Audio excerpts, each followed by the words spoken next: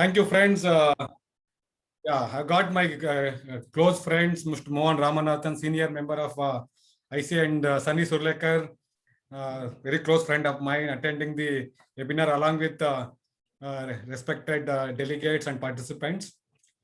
So today I'm going to talk about blended cements. Okay, advantages of blended cement for the modern constructions. Friends, I would like to share a few thoughts about the cement manufacturing, how the cement is evolved over a period of time. Earlier, Roman were the first people to start using concrete.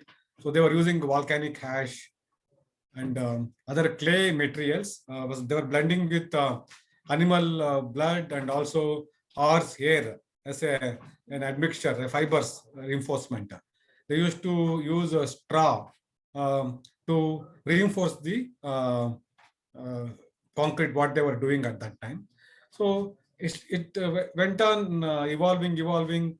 Finally, in 1828, Joseph Aspdin from a village called Portland in England, he was the first man who could get the limestone burned and get the clinkerization. Like he made the first cement called Portland cement. That's why still we are using Portland everywhere. Portland slag cement, Portland Pozzolana cement, Portland cement. Like that, we are using our Portland. It become a branded name to call cement. So gradually, the rotary kilns were invented. So once the rotary kiln was invented, then the journey of cement commercial production started in a big way. So we have gone so far some 1828 to now. Today it is 2021. Maybe I can say more than 2 decades of innovation, developments in the cement industry has happened continuously. It's happening. So we are now moving towards net zero cement, net zero carbon emitting cement. That means to say, when you are producing cement, you are not emitting any carbon dioxide. That's called net zero. You are capturing the carbon.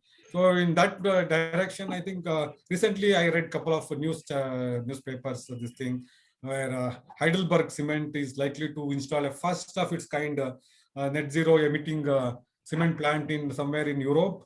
And also in India, also a couple of countries, a couple of companies are trying to develop that technology to not to emit carbon dioxide when you make cement. So to make 1 ton of cement, dear friends, you require 1.5 tons of limestone. Okay. So limestone, how it from where it comes? It comes from the earth strata. It is the natural resources. Then we are going to burn coal for clinkerization. You have to heat the limestone to 1450 to 1500 degrees centigrade, along with a raw mix of other minerals to make the clinker. It is a basic raw that also consumes coal. So totally we are overall emitting about 925 to 950 kg of carbon dioxide per 1 ton of clinker for making. So globally we are producing close to 4.2 billion tons of cement, which is likely to go up to 7 billion tons to 9 billion tons by 2050. Okay, so that means the cement consumption is not going to come down. We're going to continuously developing infrastructure, housing, and mega structures, mega projects across the globe. So consumption, and also there is no replacement for cement. Partially you can replace whatever is there. So completely eliminating cement, you cannot do concrete. We are doing geopolymer concrete to an extent, but that is not gained momentum to an extent where cement is being utilized. Okay, so this is an harmful effect. By consuming cement, you are liberating carbon dioxide, which is leading to the whatnot, leading to the pollution of air. Okay, depletion of natural resources, water pollution, because we consume a lot of water, release of heavy metals in the air. Okay, it releases heavy metals. So globally, cement production is contributing to the 5% of the CO2 emissions, friends. And also steel also producing about 7%. So steel and cement put together about 12 to 13% carbon dioxide emission is happening. These two raw materials which are essential for making constructions. Okay.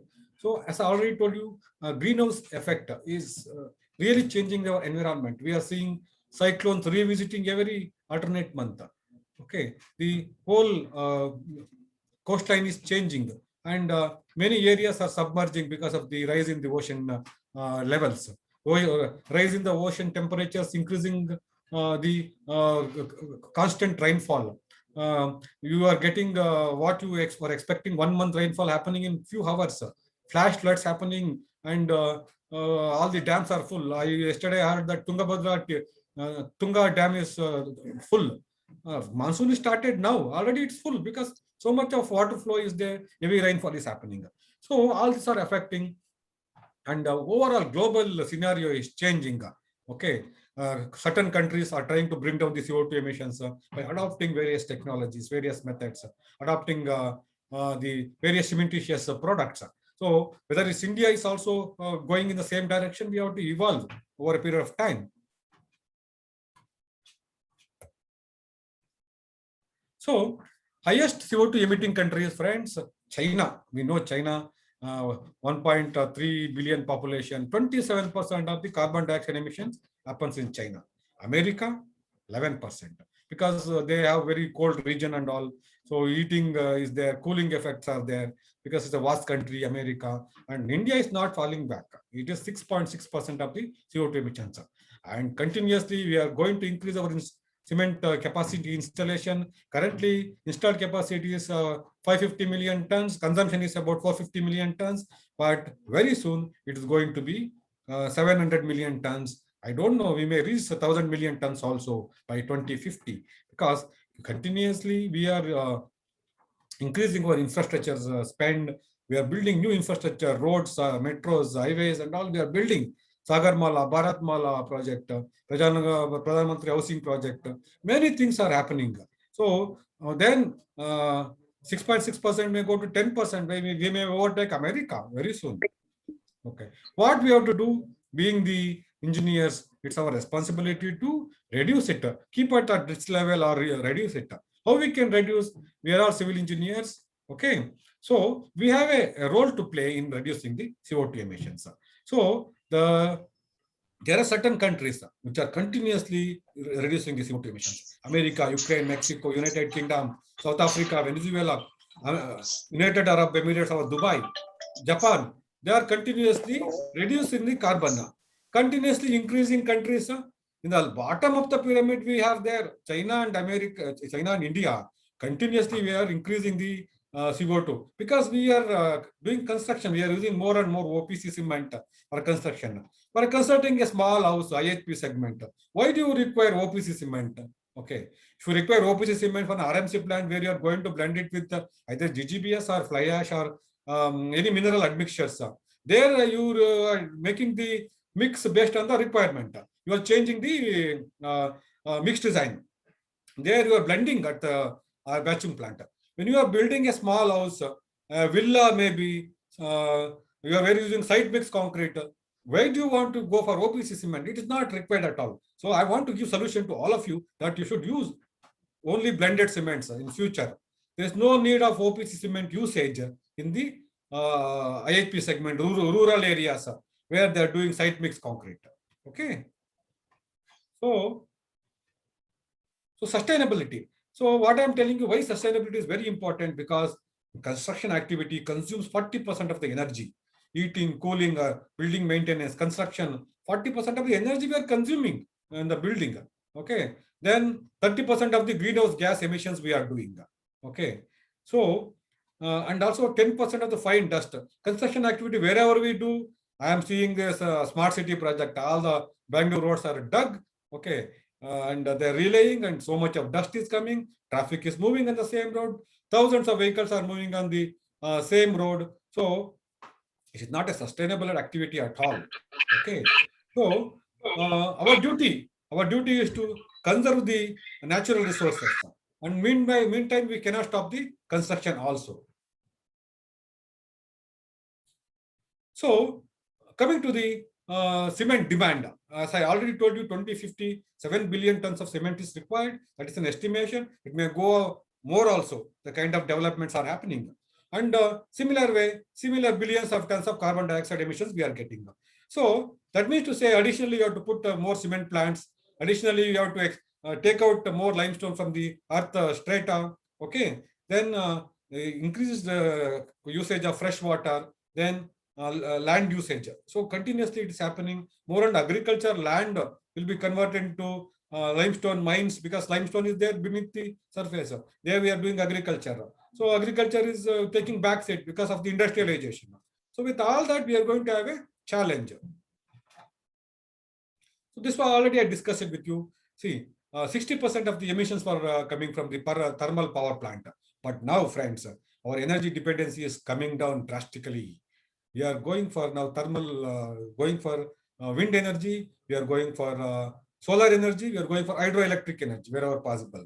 We are going for nuclear energy, and we are going to harness the waves from the ocean now to generate energy. So many new technologies are coming. Okay. So, and also in the innovations happening in the storage industries. We can store the energy during the daytime and convert into energy in the night time by storage capacities. So then you don't require thermal energy. The dependency on the thermal energy is shrinking. So there, okay, you are reducing the carbon footprint. But construction,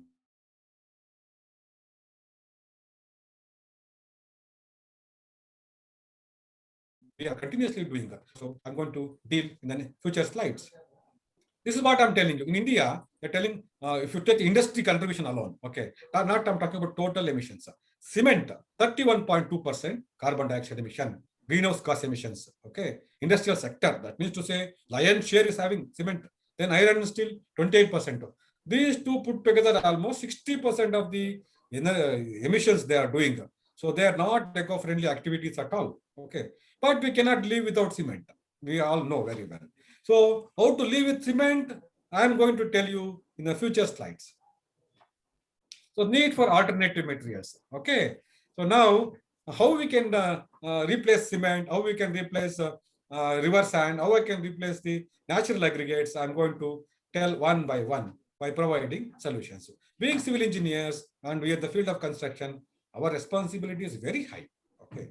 We need to develop sustainable solutions. Okay. Without altering any specifications. Maintaining the specification, enhancing durability, enhancing performance of the structures, enhancing the design period of the structures, we need to take it forward. Okay, so blended cement, as a definition, the blended cement is one cement which comes using Portland cement. Okay, we are going to blend 3 to 4 mineral admixtures. So I'm going to talk about fly ash. I'm going to talk about slag. That is called GGBS. You can use, okay, in various percentages. And silica fume. Certain countries having silica fume, European countries, where they can blend maybe 3% to give early strength requirement when you go for an higher percentage of mineral admixtures. Okay, people are blending limestone also. 5% limestone they are blending. In the OPC cement manufacturing, mineral additives can be blended with the 5%. So, using blended cement, what and all benefit you are going to get? You are not going to lose any initial strength. You are going to get improved workability. Okay, you are going to get improved workability. Okay, then durability and resistance, chemical resistance to concrete. So these are the various things you are going to get. Okay, so next slide I would like to speak about. So characteristics of blended cement.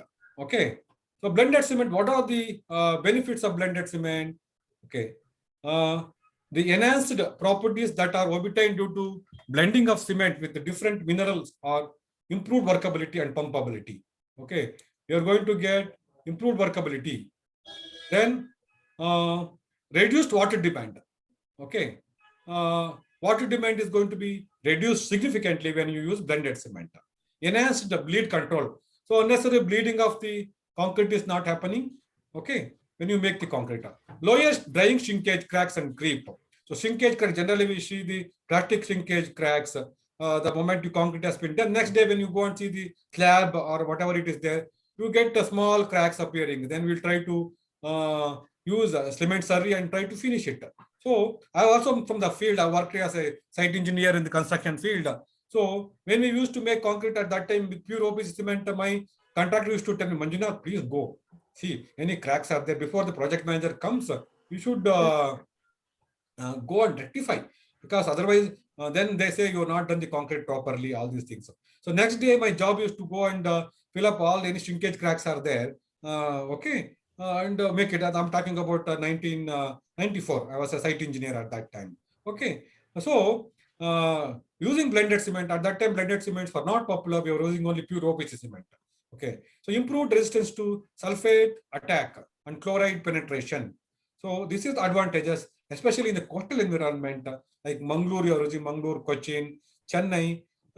In the soil, you get sulfates up to 50 to 100 meters of the coastline and all. They are very extreme conditions.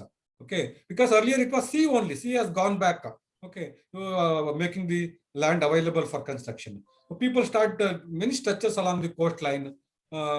Maybe they may build major structures.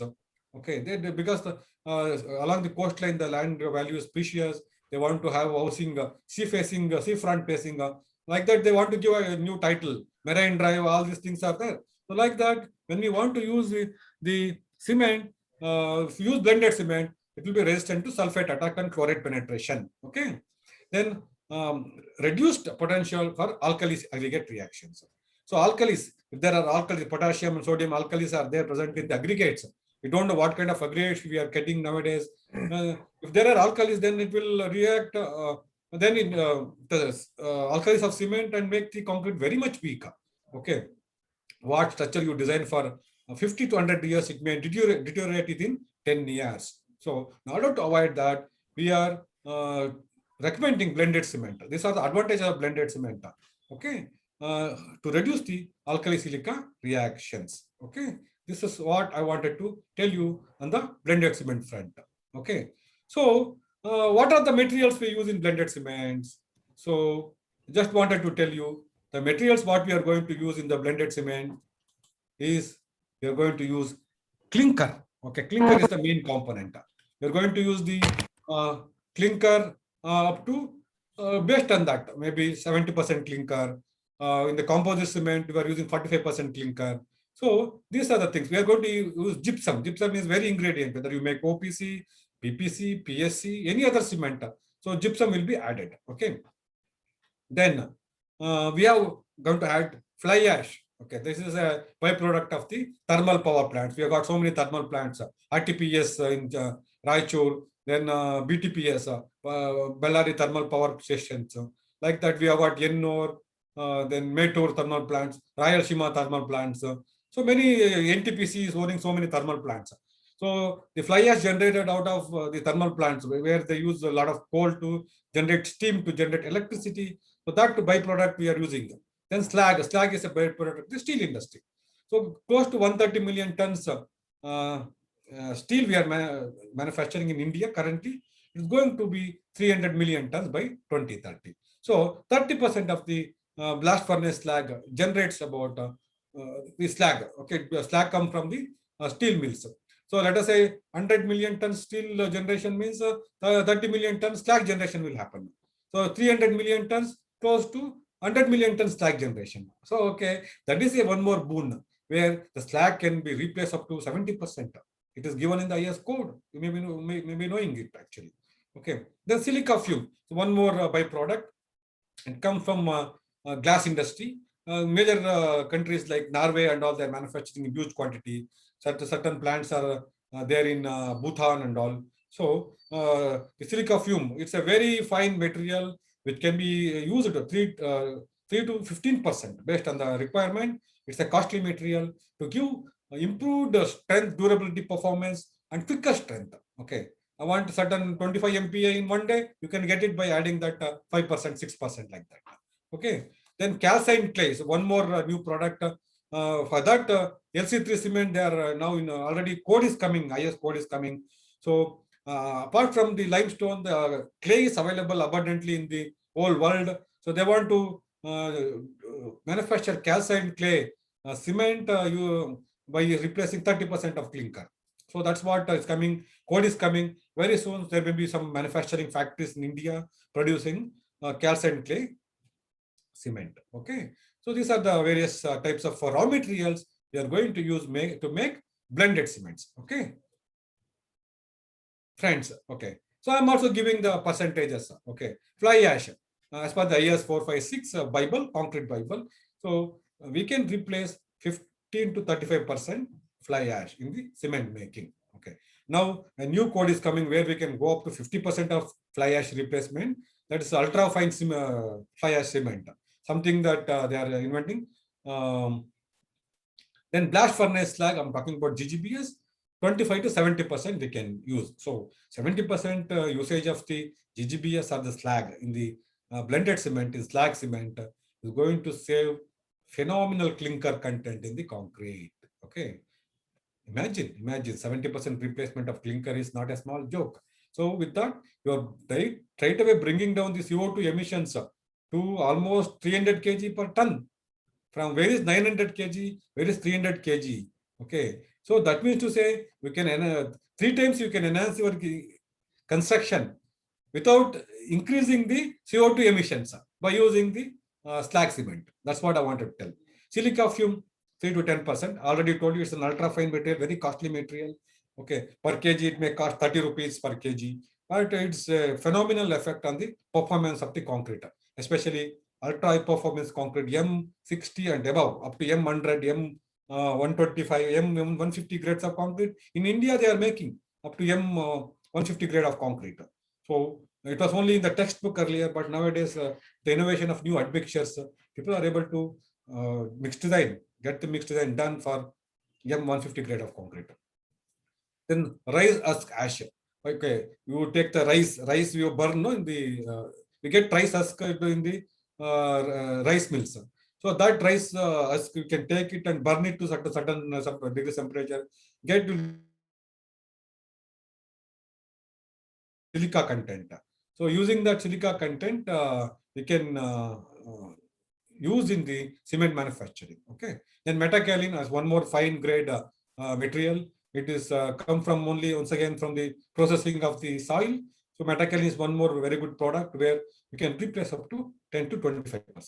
These are the recommended this thing. As per IS, I am not going away anything from IS codes. Whatever IS code is there, I am teaching. These are the advantages. Still, we always say, give me OPC 53, OPC 53, OPC 53. Whenever you ask any mason, any engineer, what cement you want? I want only OPC 53, 43 grade cement. So I want you to change your mindset, friends. Okay, you get the same strength, same requirement, same specifications by using blended cement. Okay. So I wanted to share something. Okay, this is the Bible concrete M.S. Shetty book. This is concrete technology. He says that okay, you can use the PSC and PPC cement. Okay, he talks about percentage of reactivity in the PSC cement in one day, day one. Okay, 10 to 20% it will react along with the OPC strength. Then 28 days, 30 to 40%. By 180 days, 50 to 60%. Okay, it's very reactive. It talks about fly ash, 1 to 2% for one day, then 5 to 10% for 28 days, and 15 to 20%, 180 days. So he's clearly saying that using slag, you can increase your reactivity of the cement, the blended cement by 3 times compared to the PPC cement.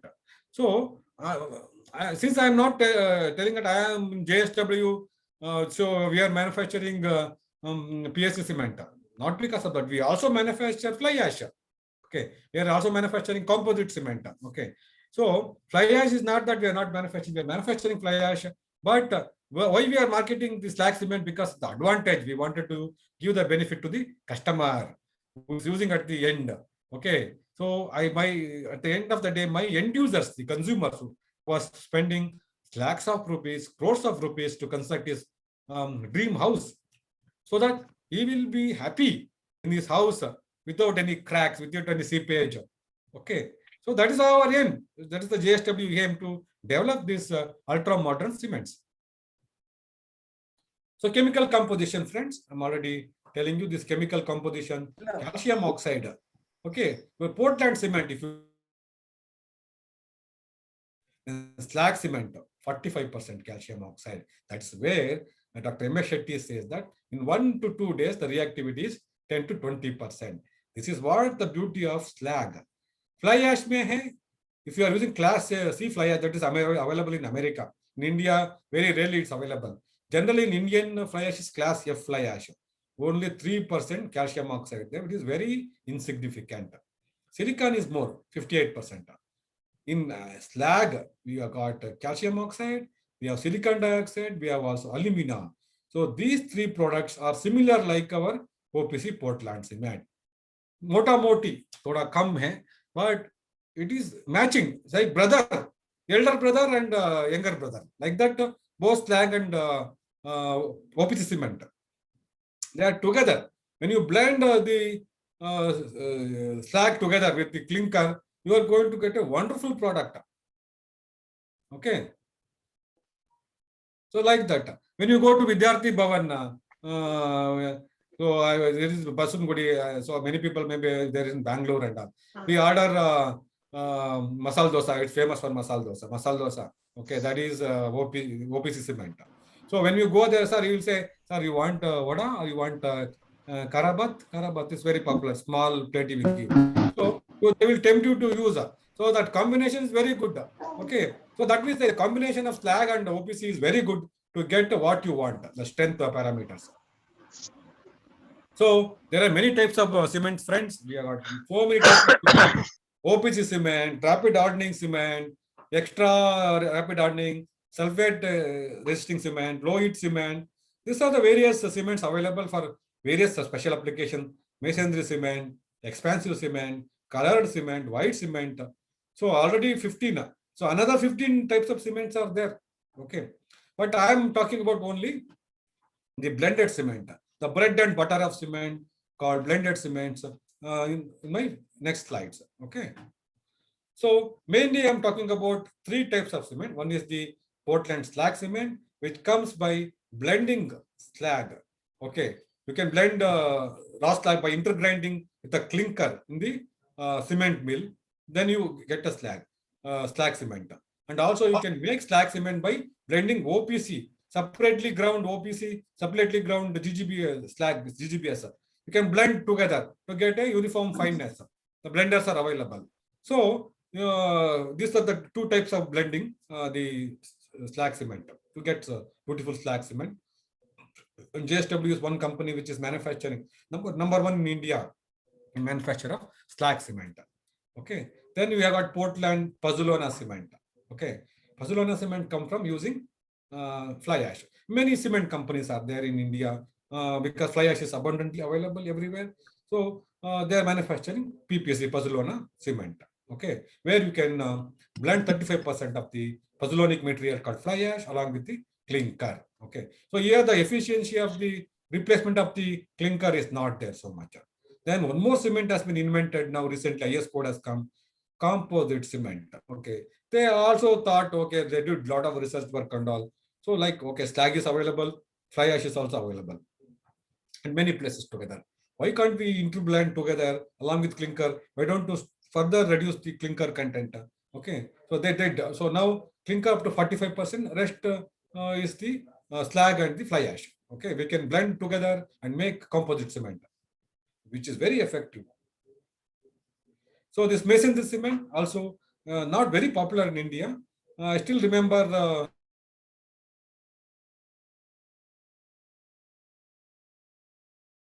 had come. Italcementi Group, it was part of the Italcementi Group, Zuari Cement at that time. So we wanted to promote masonry cement. At that time, we met and met many consultants, architect, builder to introduce masonry cement. Okay, it's having certain percentage of lime also along with that. It's very useful in the plastering applications. Okay, so it's not so popular in India, but European countries, they are using huge quantity of masonry cement. Yes, friends. So I'm coming to my next part of my presentation. And till okay, why you should use blended cements? Okay, what is the necessity? What is the requirement? How we can bring down the CO2 emission? What are the advantages of manufacturing various types of blended cement? We have PSC cement, then ComCem. It's a blend of both slag and fly ash. It's called composite cement. Then Concrete HT is a slag cement with a lower replacement of a clinker, which is so similar like your OPC cement, equivalent to OPC cement. Very powerful cement, and it is gaining acceptance widely because it's having very good benefit to the consumers. Then GGBS for the RMC plants we are manufacturing close to 3 lakh to 3.5 lakh tons per month. We are selling this product. Beautiful product. All the RMC plants, major projects. Okay, Trans Harbour Sea Link in Mumbai. Okay, Bangalore Mysore Expressway. Then Karwar Seabird project. Many projects are using this product. Okay, and Bangalore Metro, Nagpur Metro, Delhi, Mumbai Metro, Pune Metro, Chennai Metro, Cochin Metro, all metros seeing the advantage of this beautiful product, they are using this. Okay, there's so much demand is there that we are not able to supply. So much demand is there. Then one more product called screen slag. Okay, you are talking about cement, but I want to spend 2 minutes on this slag sand. It's a wonderful product because so far we are using the river sand. Now, river sand usage has been partially banned or restricted in many states, not available. So now we are only depending on the stone powder, okay, CRF. So that is not very eco-friendly because we are once again crushing the mountains, bringing, changing the ecosystem. Okay, mountains where we are breaking in the forest area, even the government may allot mines and all. There, it's inside the forest area only. You are breaking the mountains, not so eco-friendly. But so JSW, looking into the requirement of the consumers, we have developed this screen slag, very beautiful product, which can replace 100% river sand. The beauty of the product is so much, but I'm not going to deal much about that. My YouTube is available. YouTube videos are available.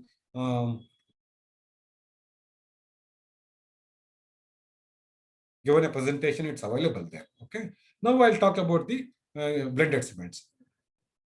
So advantages of blended cements are many. Okay. It's a give a very good texture finish. Okay.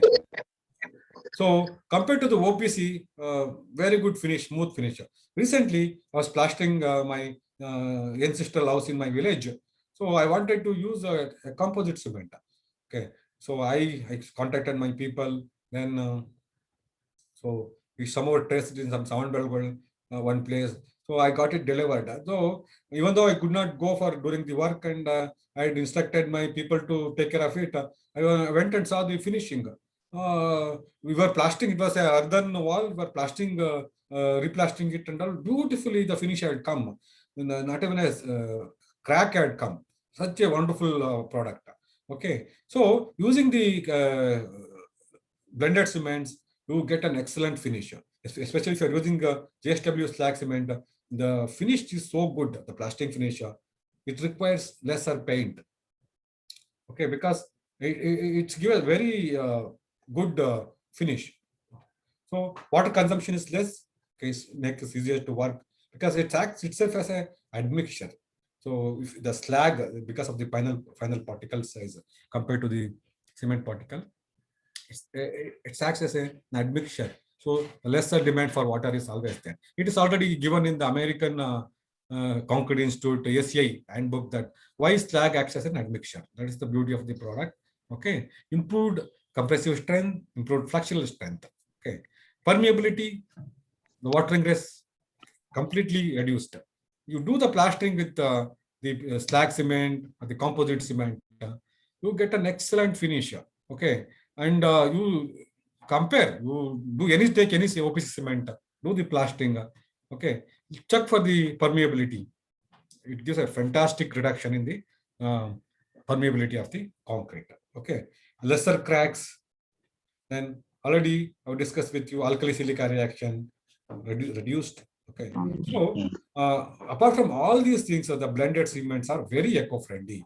So helps in reducing the carbon footprint, my friends. Okay. So you can ask me, sir, can I use you for concrete application, the blended cement? Absolutely. There's no problem at all. Any concrete, majorly you are buy you concrete from the RMC plants where they blend GGBS or fly ash on the plant only. If you are making site mix concrete, for any concrete application, by closing your eyes, you can use the blended cements. Okay, absolutely. Plastering work, joining mortar work, underground structures, beautiful. Marine structures, excellent. Major engineering projects, definitely you should go for that. Precast concrete, okay, where you quick strength, you can decide, okay, to certain applications.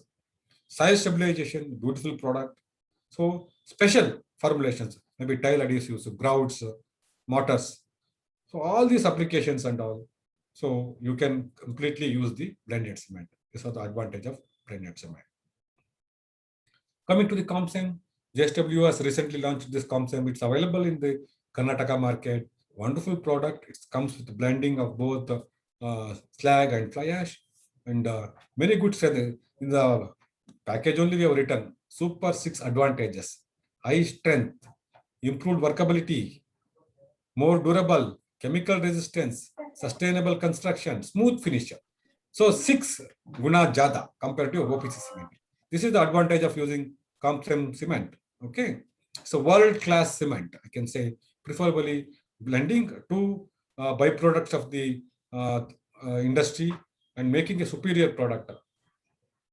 State-of-the-art facility we are having to manufacture this product, and there's IS code, IS 16415. Okay, 2015. The code has been published. As per that, we are the pioneers in manufacturing the composite cement, well accepted product, environmental friendly product. Okay, so then GGBS. Okay, ground granite blast furnace slag, GGBS. This product is utilized for making RMC. It is going to many plants. Those people who are making the tiles adhesives, tiles, then they're making construction products, AC sheet manufacturing. They are using GGBS.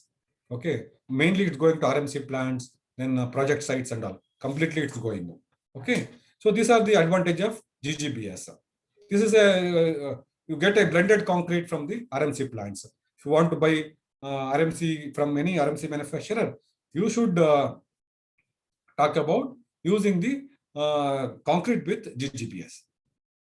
Okay, then, so talking about the chemical parameters, the glass content, okay, is very important as per the IS standards. What GGBS, JSW is manufacturing is having excellent glass content, more than 95%. 90 to 95% we're having glass content. So next, coming to the fly ash. The fly ash also is available from our thermal sources. This very good quality fly ash we are using for making the composite cements. Okay, it's available. So already I discussed about 6 parameters. The improved performance of the composite cement, high strength. It's a green cement, most durable concrete you are going to get. Improved workability. Mixing is very easy for the masons. They are using the cement. It's very, very easy for them. Okay. So then resistance to chemical attack, superior smooth finish. These are the advantages we are going to get using the cement. Then coming to the next parameters, this cement we are used, and these are the parameters. Fineness. The test result shows that 392 meter square. Even though the code says 300 meter square per kg, we are manufacturing superior quality cement. Okay, the expansion is minimum. 10 is the given standard. Only one we are having. Autoclave expansion 0.8, 0.1. So initial setting time 30 minutes. It's giving a better workability in the initial stage while mixing and placing of the concrete or the plaster. 155 minutes, almost 2.5 hours it's giving. So then it starts setting. And finally is 245. So the moment you have placed the concrete within the 2.5 hours period, then it will set quickly. So this is how we are engineering the cement. It can be called as an engineered cement. Then, so looking at the other parameters, the key advantages, what it's giving is the optimum workable time, offers ease of placement, cement hardening begins at right time. So that's why we're not delaying the hardening time, but we are giving more time.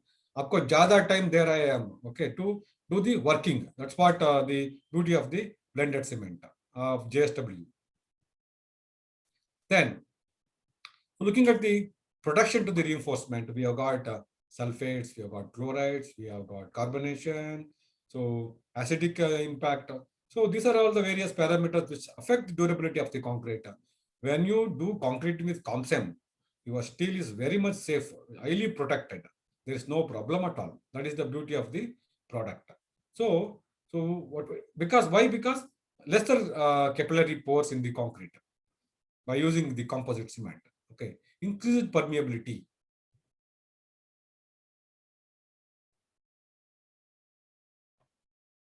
So, like that way, superior cohesion. Okay, improved blend and controlled grinding makes controlled concrete HD. Or talking about concrete HD cement, which is a one more slag cement. So it's very good cement. Ease of placement is good. Lesser water demand is there. Lesser bleeding of concrete. Then smooth finisher. So these are all along with the conservation of natural resources like limestone, crushed stone, and sand. So energy saving. Many benefits are there with this. It's a certified green product using the concrete HD cement. So, so, so ComSem, I'm talking about the comparison with OPC cement. So I'm giving many parameters. You may not be knowing, only look at compressive strength. Friends, my dear friends, apart from compressive strength, there are so many parameters. What is the initial strength, setting time, chemical resistance, increased durability, superior cohesion, green product, low heat of hydration, lesser cracks, reduced bleeding. So I'm talking about 10 parameters. In all the parameters, this ComSem is performing much better than compared to the OPC cement or the PPC cement. Okay. So look at, okay, this is a very good cement. We should start using it. So look at the way our masons are working with the cement. It's giving very good performance to the masons to work, easily work. They're adopting. Those who are using our cement, they're not going back anywhere. They're asking for the same cement. Okay. So where and all you can use? You can use for structures, columns, footings, coastal environment, for RCC in the water table areas, waterproofing applications, bricklaying applications, then mass concreting application, dams, spillways, canals, and foundations, expressways. At many places, we can make use of this product. So this is called concrete HD 6 guna jada. Okay, high early strength, quick setting time, superior cohesion, most durable, chemical resistant, open green product. So 6 advantages. These are very much required for any concreting man, a mason, a contractor, and also the end of the chain, the owner, the end users. Because finally we are handing over the building to the person who is going to stay for more than 100 years, generations after generations. This family, we should enjoy the benefit of the cement. So concrete HD. So why it's called concrete? It will protect the steel like very safely. Okay, so much production will due to the steel. It's called concrete. Okay, steel, concrete becomes steel. That's what we are talking about. So key properties: high early strength, quick setting time, long-term strength, increased durability, chemical resistance, improved cohesion. Cohesion, bond strength is very important. How the pull-out, they call it called pull-out strength in the technical civil engineering term. So concrete made with this concrete HD, your pull-out strength will phenomenally get increased. Okay, so In comparison with apple to apple comparison, if you do OPC cement, PPC cement, Concur HD, we are going to have all these superior parameters. S marks, tick, tick, tick, tick, tick. Okay. High initial strength, high final strength, quick setting time, chemical resistance, increased durability, superior cohesion, green product. And these are all based on 1 day and 28 days parameters. Okay. So many projects talking about blocks, flyovers, residential buildings, underground structures, using. And we have got one more product called slag cement, which is having a higher percentage of slag. So this is very good for the marine environment and also plastering application, very, very good. So based on the range requirement of the consumers, we are having products available. Okay, they can consume these products based on the requirement and the temperature variations, colder region or temperate zones and all. So friends, so I'm talked about all the types of cements now and advantages. I'm going to talk about what is going to happen. So recently, MIT, Massachusetts Institute of Technology, so they wanted to study, okay, what they wanted to study when we add water to the cement while making concrete, what's happening inside the concrete to set, talking about 10 hours time. So they used Raman spectrometric method. Raman is our scientist who got the Bharat Ratna award. So Sir C.V. Raman sir, scientist. So his technology, so how the hydration happens each and every moment, they are using the technology, they have studied, okay, how the cohesion will happen, how the bonding will happen, how the C3S, C2S gel will react with. So they have studied the OPC cement, the composite cement, blended cement, various types of cement they have studied and all. So they have come out with the thing that, okay, how the hydration happens in the concrete matrix. So in similar way, I'm going to give OPC cement reacting with water. Then it's an exothermic reaction, liberates heat. Okay. So, and meanwhile, it starts setting. Okay. The volumetric concrete start get hardening after a certain period of time, loses its plasticity and become getting set actually. So how beautifully it happens and all. Nobody will notice actually what's happening. Oh, like we take food and all. So whatever food we take, the body will consume. Maybe veg, non-veg. So you take so many other things, no? It consumes and finally the end product it get converted and it goes to your blood to give energy. So I'm talking about almost 1 hour. I got energy. So I less energy. I drank some water to get more energy to get charged to deliver the lecture. So similar way. So similar way we are having water. Then we are having calcium silicate hydrate gel formation. That is called gel formation. So we are got having calcium hydroxide. 50 to 60% calcium silicate hydrate gel will form in the first reaction, and along with 20 to 25% calcium hydroxide. Okay. Then calcium aluminum ferrite about 20%. Like that, there are three components of hydration products. Okay. So now this calcium hydroxide is detrimental. It is a free line. Okay. We see the white patches appearing after 2 days of plastering and concreting, white patches appearing. This is this cancer. Okay. So this should be consumed. It's called coronavirus, we can call, or cholesterol in terms of this thing. This should be consumed. So what will happen? This slag beautifully, it's having 35% calcium oxide and 25 to 30% of silicon. So both the products, first calcium hydroxide present in the slag will react with calcium hydroxide and convert into calcium silicate hydrate gel. Beautifully it will get converted.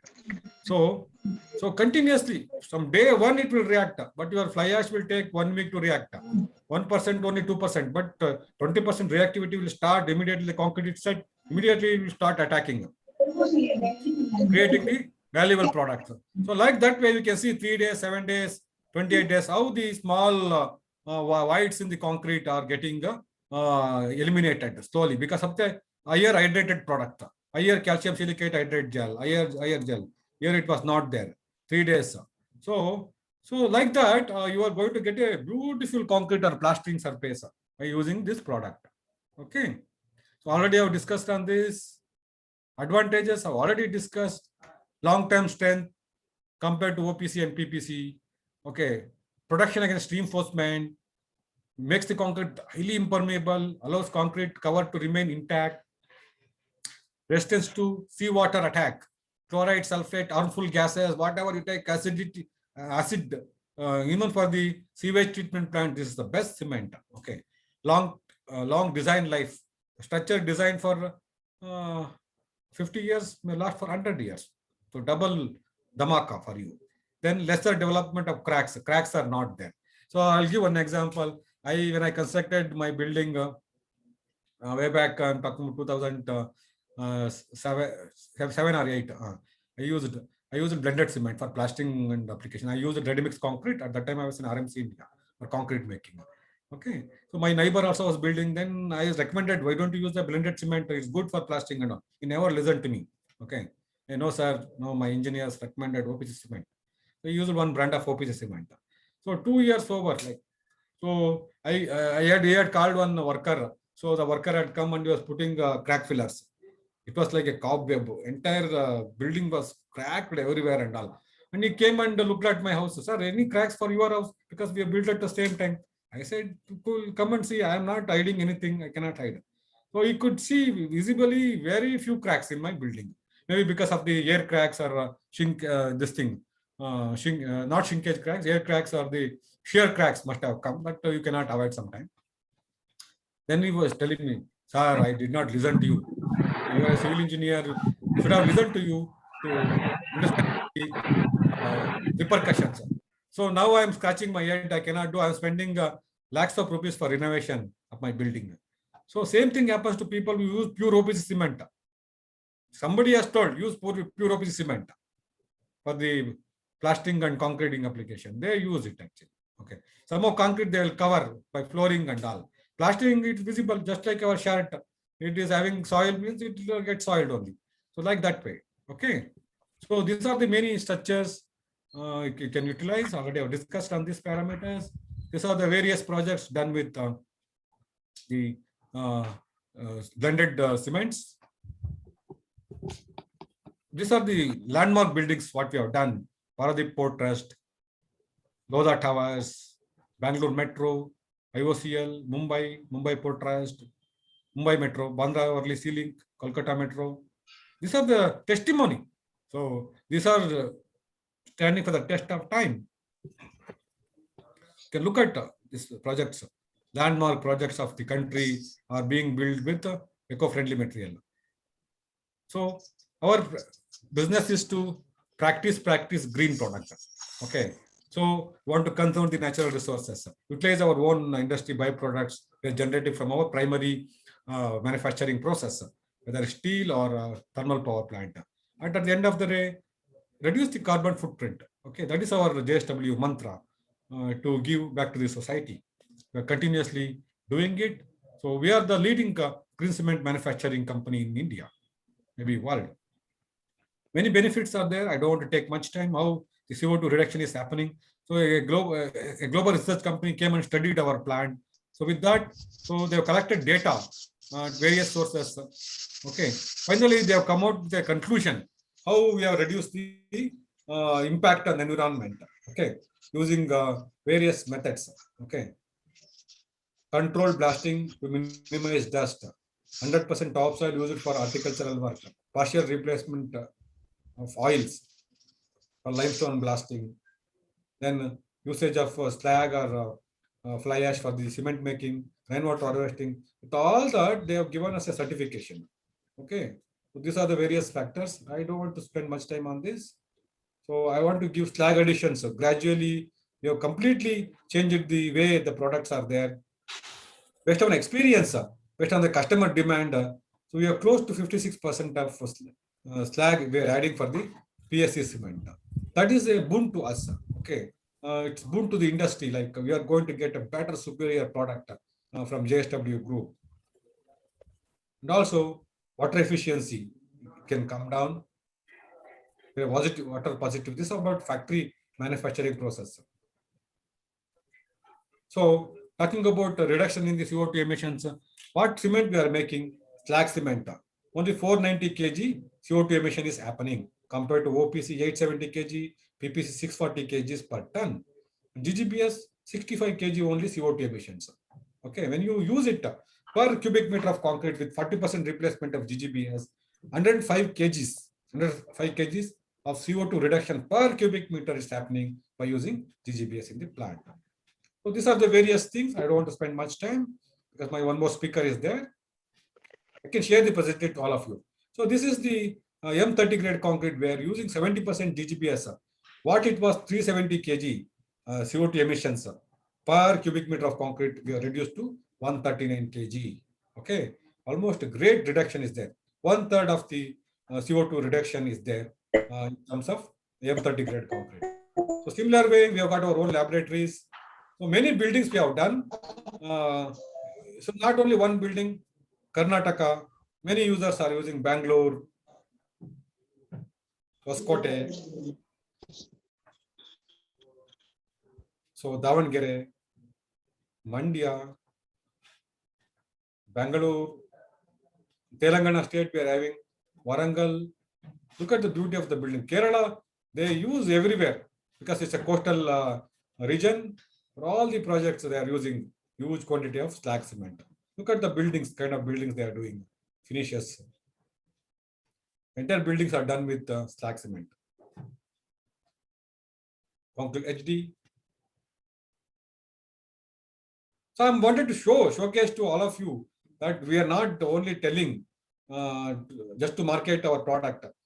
These are all the standing the testimony of time. There's many buildings, many monumental structures are using JSW blended cements. Tamil Nadu, we're selling close to 50,000 tons of slag cement here. Wow, massive buildings, fantastic buildings, very good testimonials we are having. Chennai. So to support you, we have got very big technical team today. Our technical team is also there to answer all your questions. Mr. Francis is there, our technical in charge for Karnataka. Cement Care Van we are having. We are deliver what we promise. Okay, it's not only a promise, if we deliver the promise what we do. Okay, in terms of testing of the raw materials, testing of concrete, every services we are giving from our Cement Care Van. Friends, I want to conclude, use blended cements. Okay, if you are doing your own projects, please recommend blended cements to all your friends, relatives, and also all. If you are engineer, whenever you take up new project, convince the customers to use blended cement because smoother finish, better strength, better impermeability, thermal stresses are reduced, alkali silica reaction is reduced. Then conservation front, water conservation is there, energy saving is there, conservation of resources is there, protection to environment is there. At the end of the day, we are looking at having better environment. We should not want to get affected one more corona or any other virus or bacteria or cyclone and tsunami. So we have to contribute ourselves, okay? Because there was so much of contribution during the lockdown period from various peoples and all. So being civil engineers in the field of construction, by using blended cements, can contribute a lot to the environment. So with that, I would like to close my presentation from my side. Okay, I request all the attendees, all the participants to start using and recommending blended cements. Okay, so these are the futures. You are going to conserve the natural resources, save the planet, and make your construction more durable, sustainable, and better every day. So thank you very much. Thank you for the kind, patient hearing. Over to the organizers. Thank you. Q&A I will take at the last. Thank you.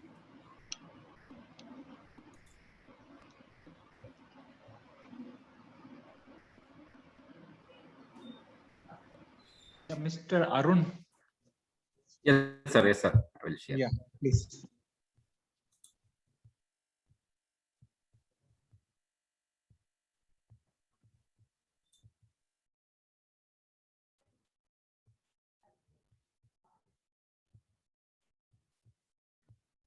Is it visible, sir?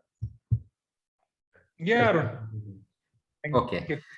Sir, thank you. Good afternoon to everybody. Thank you very much, Manjunath sir and team, for providing me an opportunity to present on our construction chemical range. So we are introducing on JSW, on behalf of JSW, I would like to welcome all of you for a brief presentation on introduction of construction chemicals. So let's start, sir. Myself, Arun, I am the technical manager for Karnataka for JSW Construction Chemical range of solutions. So after the presentation of our Manjunath sir, actually, again, I would like to trust upon the need for protecting the natural resources for the future generation. So over the last few years, we have been hearing the voices from the children all over the world. So they are protesting to safeguard their future and our planet. And definitely from our side, we have been putting efforts to bring the change in through the sustainability campaigns. And here I would like to talk about on the construction industry perspective, how we are adding to the pollution and the natural resources allocation. So now actually one thing I would like to tell is after a very good presentation from Manjunath sir, we all actually we understood, we all know actually, but it has reinforced in our mind that yes, definitely the natural resources are scarce. It is very limited, but human needs and wants are unlimited actually. So we have to really take a very serious step to avoid all these things actually. For the future generation, we have to conserve the energy, resources, natural resources, everything actually, sir.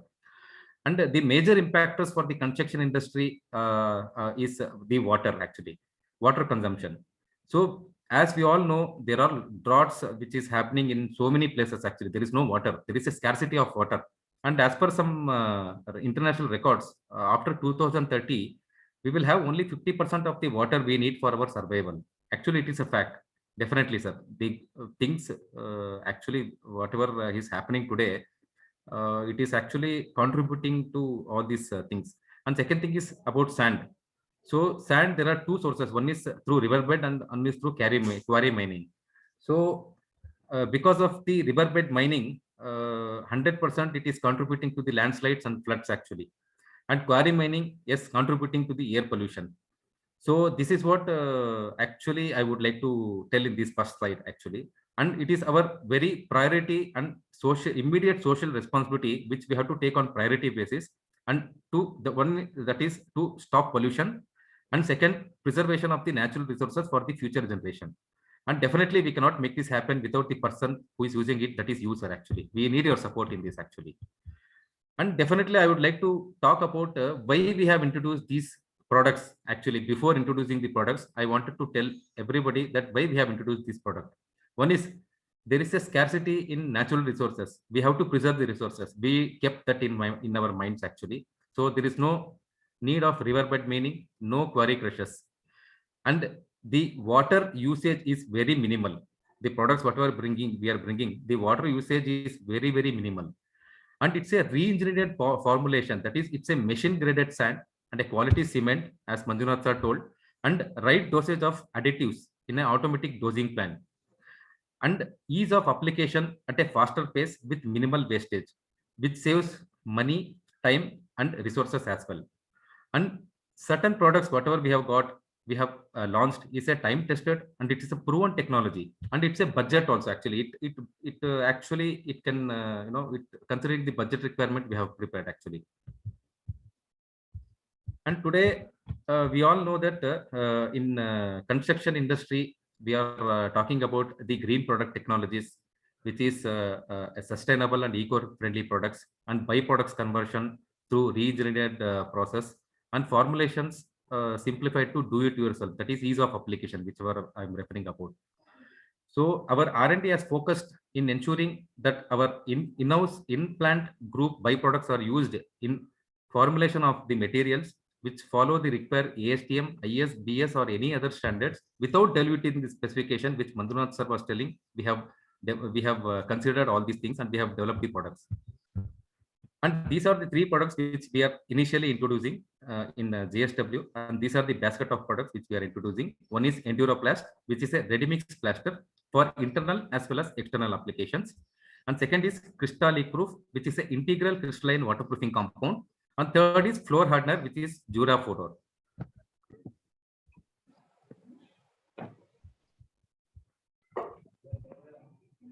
So JSW Enduraplast is a ready-mix plaster, which is a single component. It's a water resistant monolithic surface rendering plaster with a ratio of graded inert sand with cement and polymers for application in civil engineering works. So the sand, whatever we have used, the gradation of the sand, whatever we have used, it passes the zone 2 specifications as laid out by the government, sir, actually. And the reference standards which JSW Enduraplast complies to is IS 1661, IS 2250, and IS 2402. And now I would like to immediately talk about the advantages of JSW Enduraplast, that is the ready-mix plaster over conventional plaster. And these results is the average of the tests, whatever, it is a series of tests which we conducted in our in-house R&D lab as well as external lab, third-party lab actually. So based on that, we have actually concluded these numbers and the results. So one is the low fresh density of our material is very less actually. So the rebound loss is very, very minimal.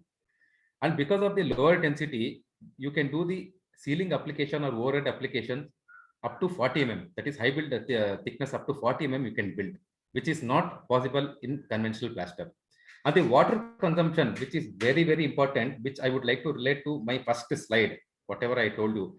The water consumption is 20% lesser than the conventional plaster. That is the major thing which I would like to stress upon. And the major important parameter which I would like to talk is the pot life. It is higher, it is more than 120 minutes, means it has got a very high workability. If you compare a conventional plaster, the pot life is only 45 minutes. So because of the workability, you have a this one to use this material more than 2 hours. And the coverage, when it comes to coverage, our ready-mix plaster, the coverage is 0.19 kg per square foot per mm, which is 30% less than the conventional plaster, which is 0.245 kg per square foot per mm. And the after doing the ready-made plaster application, the we are able to achieve a smooth, uniform, and void-free finish. And because of that, the putty coverage will definitely come down to 10 to 15%, which is an indirect cost benefit to the contractor. And the mechanical strengths like tensile strength, frictional strength, and compressive strength is very higher. So definitely the durability of the plaster is very high. And as I have told you, because of the finish, whatever we can achieve, that is smooth, uniform, and void-free finish, the consumption of the paint when applied on the ready-mix plaster, Enduraplast of JSW, the consumption of the ready-mix paint has reduced to 38% as against the rough surface with conventional plaster. So, and one more thing, today a lot of people they use a slurry coat before applying the plaster. So in our case, that is not required. Only for special application it is required actually. And the pull-off adduction strength and the slant shear strength is very high. That is why 100% this material is a very good material and it eliminates debonding and future spalling. Because when it comes to debonding and future spalling, you have to see the two parameters. One is pull-off adduction strength and slant shear strength. And the water retentivity is 99.6%, which is twice better than the conventional plaster. That means it is self-curing and it requires very less water for curing. So we recommend only 2 to 3 days curing for 2 to 3 times a day. Only that much. And these are all the technical parameters of our ready-made plaster.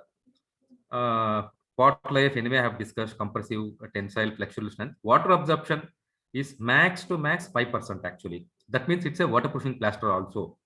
And the rebound loss is maximum 2%. And these things, and here I would like to talk about the water demand, the water powder ratio required to produce the plaster. Actually, we have to mix only 0.15 to 0.16% of water to our plaster, as against 0.3 to 0.4 with the conventional plaster. And the water curing cycle is 10 to 12 hours for 3 days. That is what we are recommending.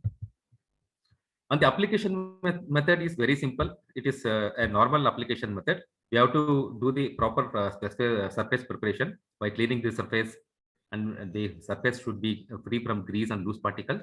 And the surface has to be pre-wetted and it has to be in SSD condition. And after that, we have to mix 6 to 6.4 liters, that is 0.15 to 0.16 ratio of water with 40 kg bag of JSW Enduraplast, and we have to mix it with a mechanical stirrer for 4 to 5 minutes, and we have to leave it for 2 to 3 minutes because the additive disbursement has to happen. That is why we are recommending to leave it for 2 to 3 minutes. After that, again, we can mix it for 2 minutes and the plaster is ready to use. You can apply the plaster and you can finish it with towel. And after 24 hours, after application of our plaster, we are recommending light curing, not normally this one, light curing of with water through 2 to 3 times a day for 2 to 3 days. And the coverage of our ready mix plaster is 0.175 to 0.2 kg per square foot per mm. And the thickness, what we recommend is for walls, it is 5 to 20 mm. For ceilings, it is 15 to 40 mm. And the pack size is 40 kgs. It comes in 40 kg packs. So that was on our ready mix plaster. And now I would like to talk about our second product, which we are introducing, that is integral crystalline waterproofing admixture. So why it is called integral crystalline waterproofing admixture? Because it is added in the concrete, directly in the concrete, and the crystalline waterproofing admixture becomes integral part of concrete. That is why we call it as a integral crystalline waterproofing. This integral crystalline waterproofing admixture, it comes in a dry powder form, and it has to be added to the concrete mix at the time of batching. Why we are adding in the concrete mix at the time of batching is for uniform dispersion of the admixture in the concrete. So I would like to tell you all for a minute about the crystalline process. The crystalline material, the catalyst, whatever is there in the crystalline powder, in our crystalline powder, the active ingredients react with water or moisture and with the byproducts of cement hydration, and it forms billions of crystals. You can see on the right hand side, there are needles like structures. That is nothing but crystalline actually. So it reacts with moisture or water to form crystal in concrete, and it blocks all the voids and pores in the concrete, and it stops the water from further ingression. So it waterproofs the concrete from both positive as well as negative side in all the directions. That is the advantage of this crystalline admixture. So as I have told you, JSW Crystal Leak Proof is an integral crystalline waterproofing admixture. It is a capillary waterproofing compound for concrete and mortar also, and it is based on a reactive crystalline technology which blocks the pores and voids in the concrete by formation of crystals.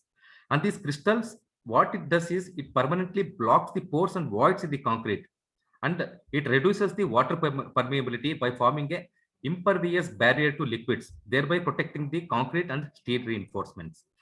And the standard compliances of JSW Crystal Leak Proof is DIN 1048, ASTM-C 1202, ASTM-C 39, and IS 2645. It complies to all these standards. So this crystalline is the only material which can work on positive as well as negative side. In water, there are several waterproofing systems, but crystalline, when it comes to the waterproofing systems, crystalline is the only waterproofing system which can work on negative as well as positive side of the structure. So negative side means I refer to the groundwater and negative pressure, that is in basements, retaining walls, all these underground structures. And positive sides, I refer to water retaining structures like reservoirs, canals, water tanks, UG STP tanks, all these things. This is what is indicated. So now I would like to talk about the features of the crystalline. It self-seals hairline cracks up to 0.5 mm in width. It can resist water on negative side. It can, in fact, it can resist the hydrostatic pressure also. And it resists very high hydrostatic pressure up to 16 bar head when tested as per DIN 1048. And it passes pressurized water penetration test when tested as per EN 12390. And we have also tested our crystalline admixture as per IS 2645 for water permeability, and it has passed also. And we have also tested for RCPT test, that is rapid chloride penetration test, as per ASTM-C 1202, and it has given a very good improvement against control, 64%. And the crystalline material, whatever we have added in the concrete, we have tested for the compressive strength in the sample, and it has shown 12% increase in the compressive strength of the concrete mixed with crystal leak proof. And we have tested this as per ASTM-C 39. And crystalline material is non-toxic and it is safe for potable water contact. And it also improves the chemical resistance and protects steel reinforcement against corrosion.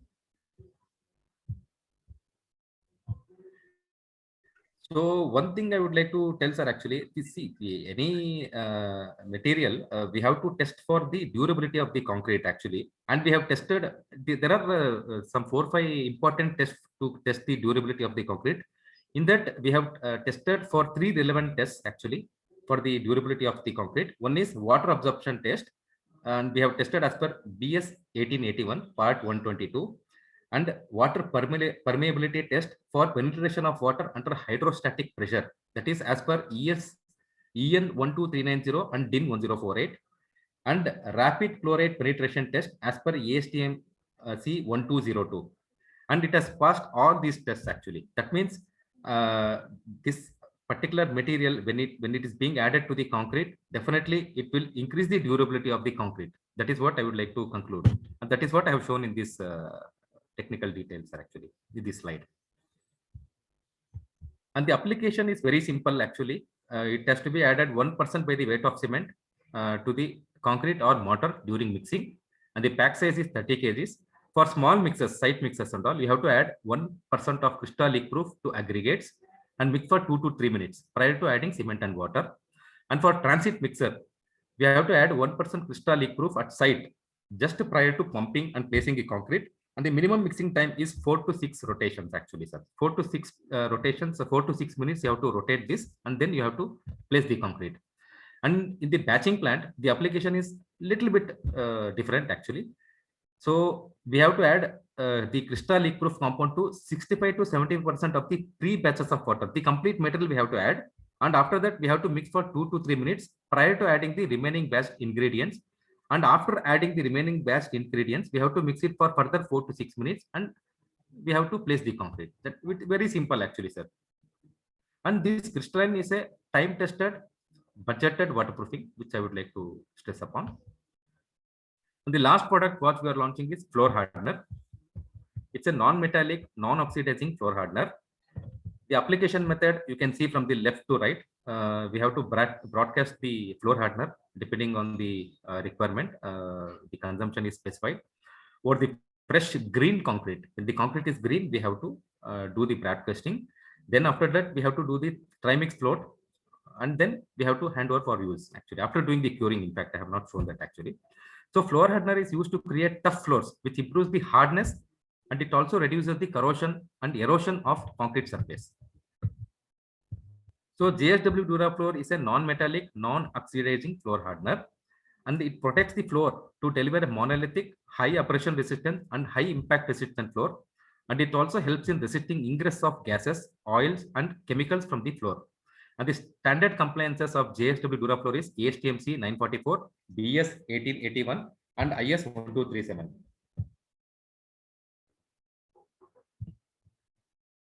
And these are some of the features and benefits of our floor hardener. It has got a very high abrasion and impact resistance. It makes the floor non-skid and non-slip. It prevents dust generation. It resists the erosion due to heavy vehicular or traffic movement. And it has got very low water absorption properties, actually. Once you do the broadcasting of the floor hardener, definitely the water absorption will be very less. In the subsequent slides, I will be showing the tests, whatever we have carried out. And it has got chemical and alkali resistance. Since it is a non-oxidizing material, there is no corrosion or erosion, which can be expected in the future also. And it is ideal for interior as well as exterior applications, like our ready mix plaster. So these are the advantages of JSW Durafloor. It has got better resistance to wear when tested as per IS 1237. And the water absorption is just 4.2%, which we have tested as per IS 1237. And it has got better chemical resistance when we tested as per ASTM D 1308. And the more scale hardness we are achieving is 7. And the areas of application, typical areas of application is, it has got variety of applications. Actually, you can apply wherever you want a tough floor, you can use this, actually. But generally people use in warehouse floors, railway platforms, car parking floors, and industrial floors. And the coverage recommended is for general vehicular traffic, it is 3 kg per square meter. For medium vehicular traffic, 5 kg per square meter. For heavy vehicular traffic, it is 7 kg per square meter. And the pack size is 40 kg packs. It comes in 40 kg packs.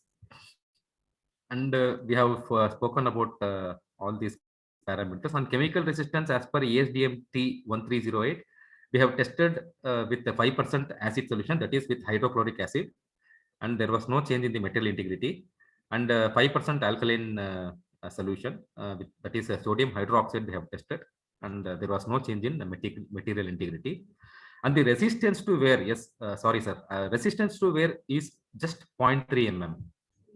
This is the very important parameter of any floor hardener.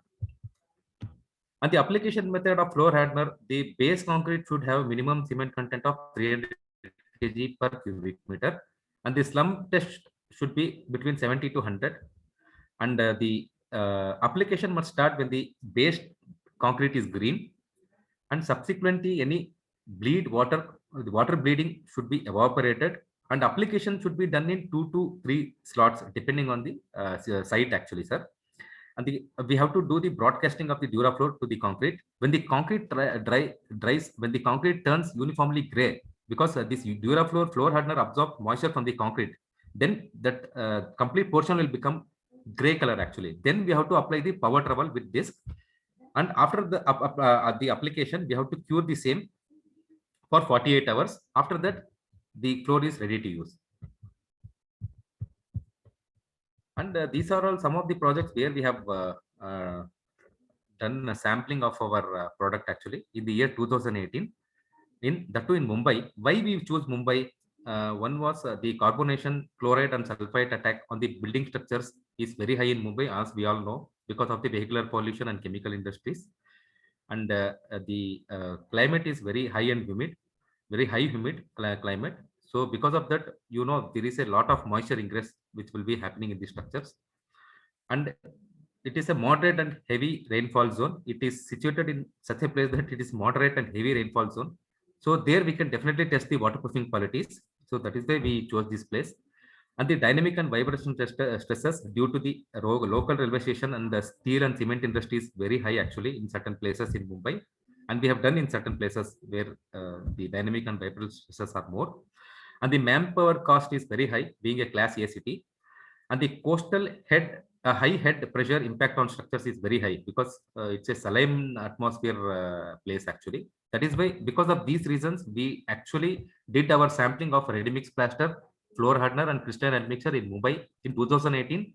And our R&D teams have been visiting these sites from past 2.5 to 3 years. And they have got the feedback letter from the client. These are all some of the feedback letter from the client, like Javadwala's Construction Private Limited, Venus Enterprises.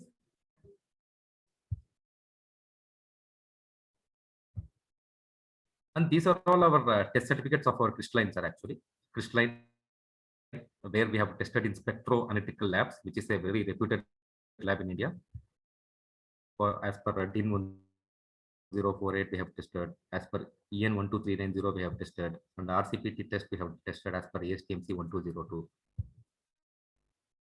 And on the left-hand side, you can see the Endura Plast, our ready mix plaster certificate, test certificate from Stedrent Technoclinic India, Private Limited, Bangalore.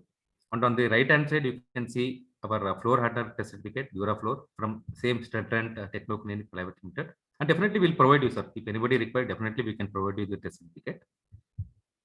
And thank you very much, sir. And I would like to introduce our team, sir.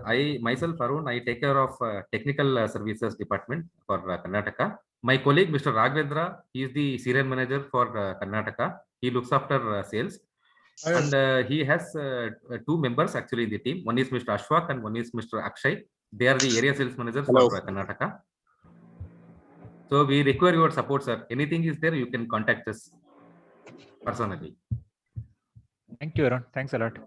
So anybody has got any questions? Mr. Yoganand is there. He is our business development manager. So he'll be answering it.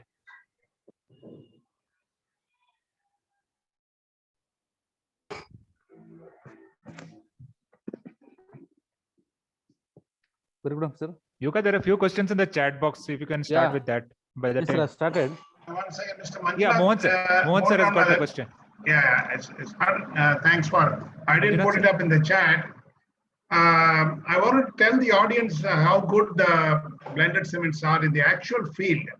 Now, you heard Mr. Dr. Manjunath, you heard the company people talk. So you could think it's a sales talk, but I've been in the industry from the last 35 years.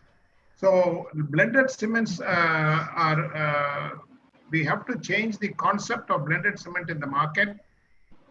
And on my own experience, I will say we are doing large industrial flows. When I say large, one of the most important things is the finish, the workability, and the low shrinkage property. This is we are doing very large panels, more than 1,200 square meter per panel without sockets. And the way we can achieve it is start with the low shrinkage cement. So we have been doing this last 8 years, doing the large panel flooring. And as he said, in a small house in plastering, he didn't have any cracks, it was easily working. It's all true. So I just want to reiterate what Dr. Manjunath said, that blended cements, you don't have to be afraid of it. The old school is gone.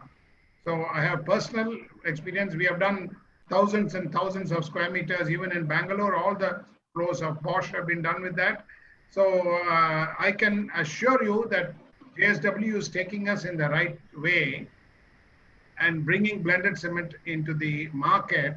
And we need to, as engineers in the field and contractors, we need to support such ventures which will upgrade our structures. Recently I was attending a conference about Ayodhya temple. They want an assurance of 1,000-year life. The team is really scratching their head how to give 1,000-year life. So we are not able to give concrete structures more than 40 years nowadays, but with this kind of blended cement, we should do that. So that's one comment I want to support, that give a boost to this kind of product. The other is the ready-made plaster. I think it's called JSW Enduroplast. Today, when we don't have good skilled masons and we don't have, we really don't have masons to do this, we should take advantage of this kind of products and go for mixer cum pumps, which are available for plaster. If this is not being promoted at all, and the manufacturers have set up the plant in Ahmedabad, but there are no takers. These are machines that can take this kind of ready-made plasters, and it will have its own mini mixing, and then it's a 1 bag capacity or 2 bag capacity, and then it will pump to any floor you want. Only large companies like L&T and Shabuji are using this, but we don't see this normally in buildings. So a lot of effort of these highly paid masons can be removed if we use this ready-made plaster. Of course, the floor hardener and crystallization agents I don't want to cover. So, so I just want to tell you that they are taking us in the right path, and I support what we are doing. Thank you, sir. Thank you, Mohan Ramanathan, sir. Thank you for attending this thing. You have got a lot of machinery really to pump. Maybe we need to develop applicators to apply this, because for the massive structures and ready plaster machines are very important, because globally that is the standard. Want to do plastering, you don't require so many masons, mixing and all. Ready, you add water required, this thing, use the machine and lay it and finish it. One person can do. So I think Karnataka government, you can spearhead. I am actually advising the government of Telangana. They have got a core team in mechanization of all their large projects. So it's involved. One of the minister is involved, and they have a think tank, and I'm involved in suggesting machines which will, after the COVID has come, they didn't find migrant workers coming back, and the government decided that even if migrant workers come back, we should not we should not depend on them like this. So they've gone for mechanization of simple things. Like one of the things is the plastering pump, and with ready mix mortar. So I think if you spearhead in Karnataka, JSW spearheads in Karnataka, we can form a core team and identify key areas where we can use mechanization and your products.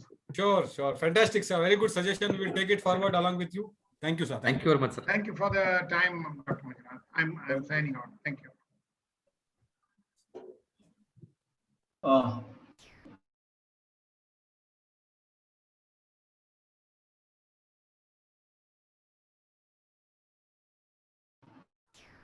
Yes, Yes. sir. The two lectures were very good. Thanks, Dr. Manjunath. Just as we are trying to talk in terms of ternary blends in cement industry. Composite cement. So JSW is right on track in trying to imagine the first combination, which was more obvious, that of adding fly ash and GGBFS to clinker and trying to intergrind, or add directly to OPC and go for homogeneous mixes. But are there instances, are there possibilities that we can have even a product like silica fume, or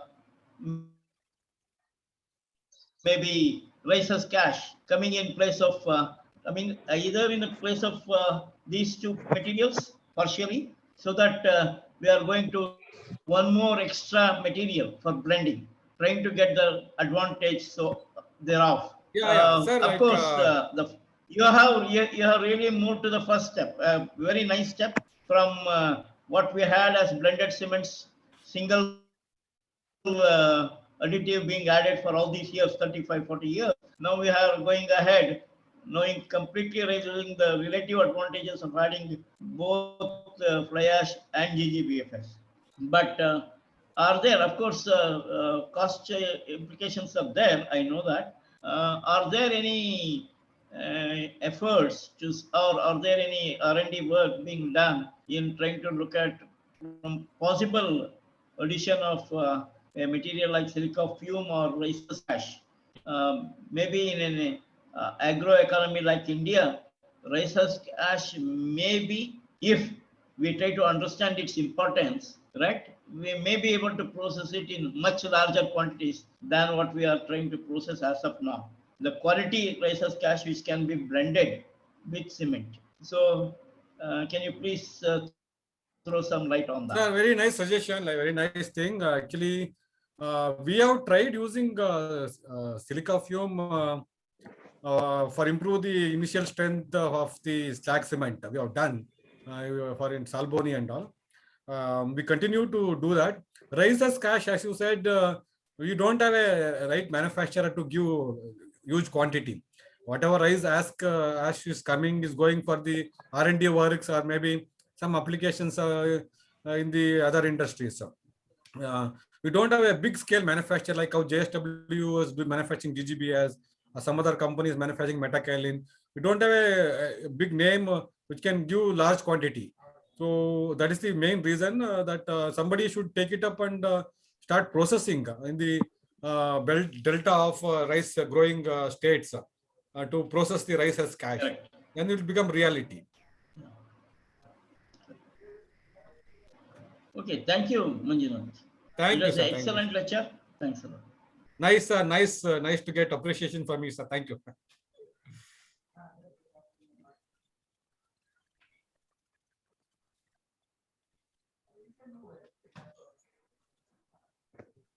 Okay, Manoj, do we have any other this thing? Sir, anybody from, I think there were a few questions in the chat box, something regarding chloride, this thing like. Yes, very good evening, sir. I don't know. So I don't know who is mentioned that question. It is mentioned in Galaxy 11. So can I know your mail ID, sir, so that I can share penetration test results and other data results?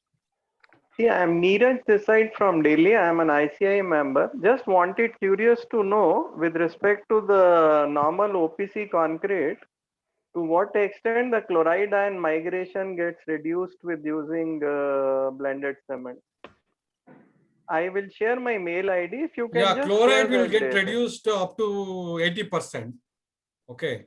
sulfate about 60%. We have got test data available with us. And Right. RCPT value by using more than 55 to 60% of GGBS, that's nothing but slag, Right. comes down to almost 1/4. Let us say OPC cement having 2,500.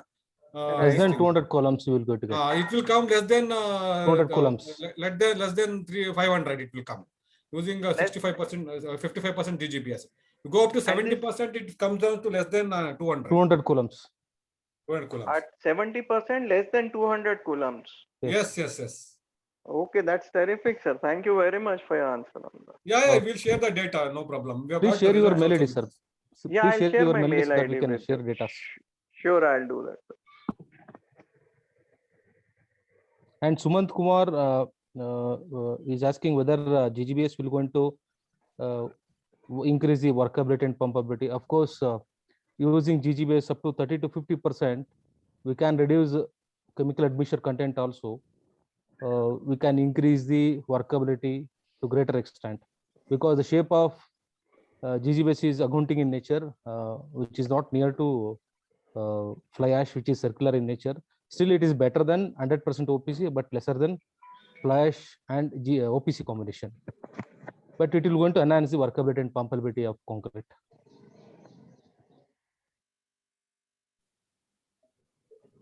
And coming to Chandrasekhar sir question and Rajesh Prabhu. So they're asking if you are using GGBS around 30%, why can't you reduce the cement price? Since JSW is the manufacturer of steel slag, they can reduce the cement price in the market. Now I will answer this question. Yes, sir. Better, sir.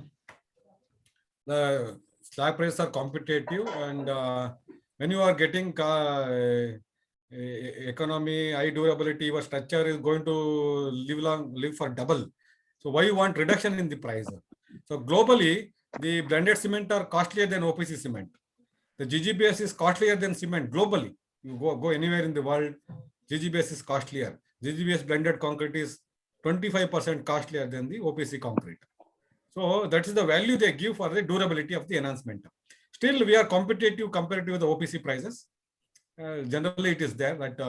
So when you are giving a technology, very good product and all, look at the technology, good product, durability, performance. Don't look at the cost always. Okay. But we are competitive in the price. Rajesh Prabhu here. Yes, sir. Talk in terms of life cycle cost rather than capital cost. Super, sir. Super, super. Hello. Sir, coming to life cycle cost, of course, the benefit of GGBS at the initial stage. Just one more question, Professor Manjunath. Sir, tell me, sir. Yeah. Can I come in? Yeah, Yes, please, sir. sir. Please, sir. Narasimhan. Now, Yes, my sir. question was regarding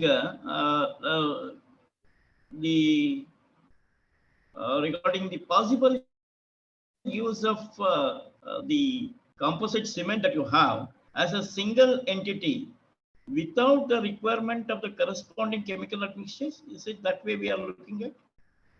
Does it give me advantage in terms of the possible non-use of chemical admixtures for possible improvement in the slump and all that?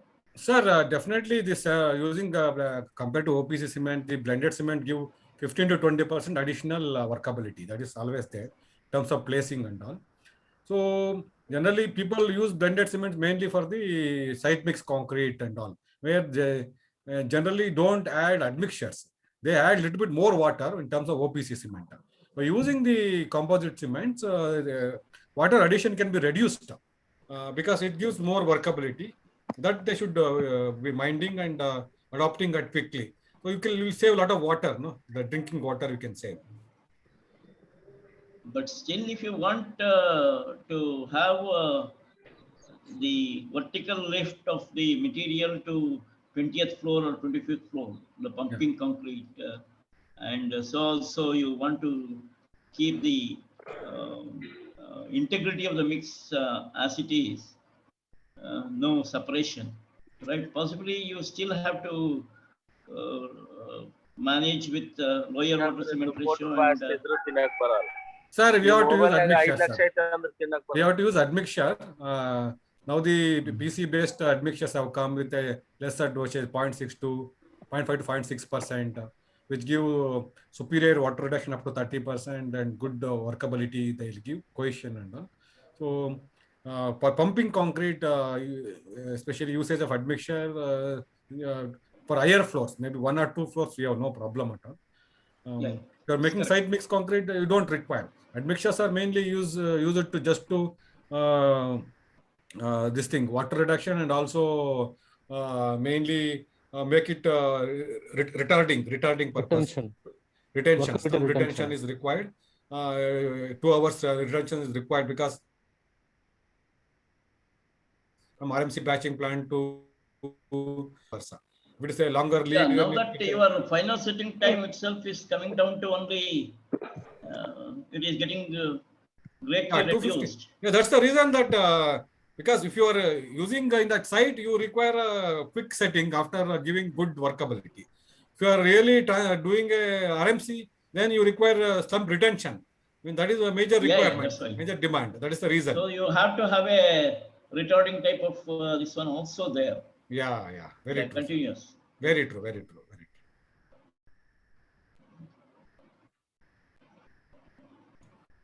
So if there are no other questions, Manoj, can we? Yeah. Sir, go this with is what of Rajesh Prabhu. Hello. Vinod? Yeah. Hello. This is Rajesh Prabhu. Yes, sir. Are Yeah, you Rajesh. listening me? Sir, see. Yes, sir. As per explanation of the Enduraplast, the cost of this one per square feet in the conventional method of plaster, it comes around 50 to 55 rupees per square feet. Okay, for 12 mm, I'm talking about 12 mm. If same has been used with the JSW Enduraplast, what will be the cost actually per square feet? Is it lesser or is it more? Because last time Mr. Arun and Mr. Raghavendra came to my Raghavendra, office. you are there?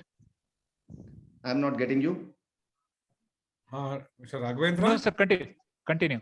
Yeah. Last time Mr. Raghavendra and Mr. Arun came to my office. I'm calling from Prerana Construction, Rajesh Prabhu, owner of the Prerana Construction.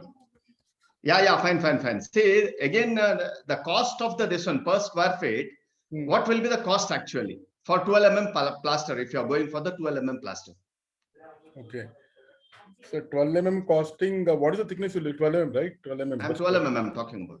12 mm will be around, sir, tentatively, 1 second, sir, 7 rupees.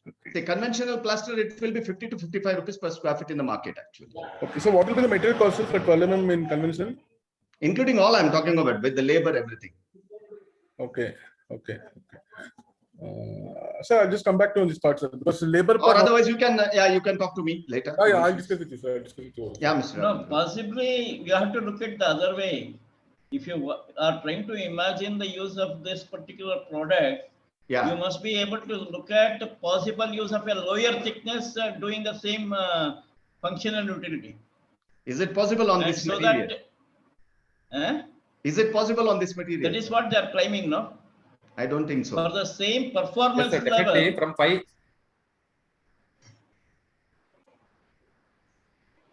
Hello. Yeah, Mr. Arun. Yes, You sir. can do from 5 mm, sir. From 5 mm, we can do, sir, actually. 5 mm, okay. Yeah, from 5 mm, depending on the undulations, sir. But definitely, sir, if you can if you have that option, if the surface is really good, definitely you can go with 5 to 8 mm also, sir. Not an issue, sir. Now, for the block and all, this one, is it possible to do it with the 5 mm, 6 mm, sir? It is possible. No. I don't think it is so. not possible, sir. It is not possible. It needs minimum 8 to 12 mm, sir. Yes, sir. 8 mm. As a layman, I'm telling you, can try with 8 mm. because I'm not this one. As a layman, I'm telling you, 5 mm is impossible, sir. It is impossible, yes, sir. Yeah. Rajesh Prabhu, sir, just want to answer. See, are you just talking on material cost? Material cost for 12 mm thickness, it should be somewhere at around 18 rupees per square feet, sir. Very good. Then 20 to 20. Yeah, we can do it on 30 to 35 rupees, right? Yeah. The material cost I'm saying is on 18 rupees. Application cost will depends on the type of applicator. Yeah, that type of applicator. Yes, I know. The material cost will be around 18 rupees per square feet, sir. For the 12 mm. Yeah, for 12 mm. Yeah. Okay. Thank you, sir. We have worked out the price for you. We'll come down, sir, very shortly. Yeah, Mr. Yes, sir. Metal also has come. Metro bandi there. We will come, sir. We will definitely. Thank you, sir. Thank you. Thank you. Thank you, sir. Thank you, sir. So thanks, Rajesh Prabhu. For the nice question. Thank you, sir. Thank you. Thank you, Mr. Manoj. Any more questions, sir? Anybody?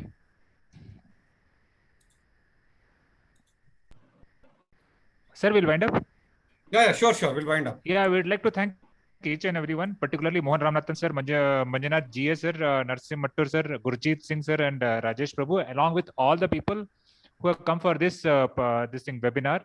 We would also like to thank Puneet, who has been behind it, Yoganand, who has answered all the questions, and all our teammates who have worked for making this a grand success. We thank you, everyone, sir. Thanks a lot.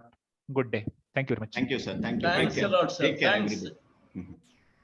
Thanks. Thank you. Thanks, so much, sir. Manjunath. Thank you, sir. Again. Thank you, sir. Thank you so your much, team. sir. Thank you. Thank you, sir. Thank you, sir. It's our pleasure to interact with all of you. Thank you, sir.